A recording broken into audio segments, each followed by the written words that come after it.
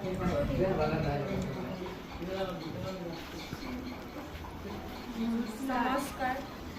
মাননীয় প্ৰধানমন্ত্ৰী নৰেন্দ্ৰ মোদী ডাঙৰীয়াৰ নেতৃত্বত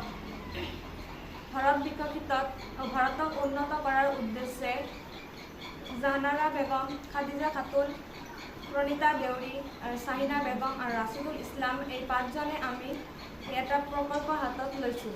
ইয়াৰ উদ্দেশ্যটো হ'ল জনসাধাৰণক সৌৰশক্তিৰ ব্যৱহাৰৰ বিষয়ে অৱগত কৰোঁ। সৌৰশক্তি ব্যৱহাৰ কৰি আমি দৈনন্দিন জীৱনত বহুতো কাম কাজ কৰিব পাৰোঁ। সৌৰশক্তি ব্যৱহাৰ কৰিলে আমাৰ ধন ৰাহি হয়।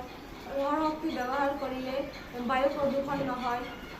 তাৰ পৰিৱৰ্তে আমি ডিজেল, পেট্ৰল এইবিলাক ব্যৱহাৰ কৰিলে বায়ু প্ৰদূষণ হয়। যেনেকুৱা আমি বেটাৰীত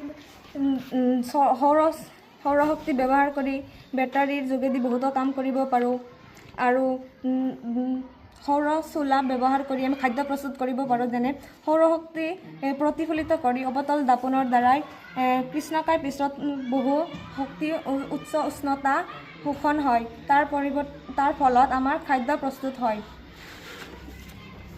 সৌৰশক্তি ব্যৱহাৰ কৰি আমি কল কাৰখানাত উদ্যোগত আমি বিদ্যুতৰ পৰিৱৰ্তে বহুতো কাম কাজ কৰিব পাৰোঁ।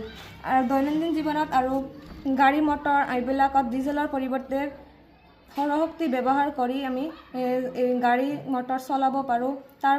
তাৰ ফলত বায়ু প্ৰদূষণ নহয়। সৌৰশক্তিৰ সহায়ত আমি মটৰ চলাব পাৰোঁ আৰু সেই মটৰেদি খেতি পথাৰত পানী যোগান কৰিব পাৰোঁ। সৌৰশক্তিৰ সহায়ত আমি ঘৰতো বিভিন্ন ধৰণৰ সুবিধা পাব পাৰোঁ। যেনে ফেন চলোৱা, লাইট চলোৱা আদি। আকৌ আমি সৌৰশক্তিৰ সহায়ত কাপোৰ ইস্ত্ৰি কৰিব পাৰোঁ, যাৰ সহায়ত আমাৰ ধন ৰাহি হয়।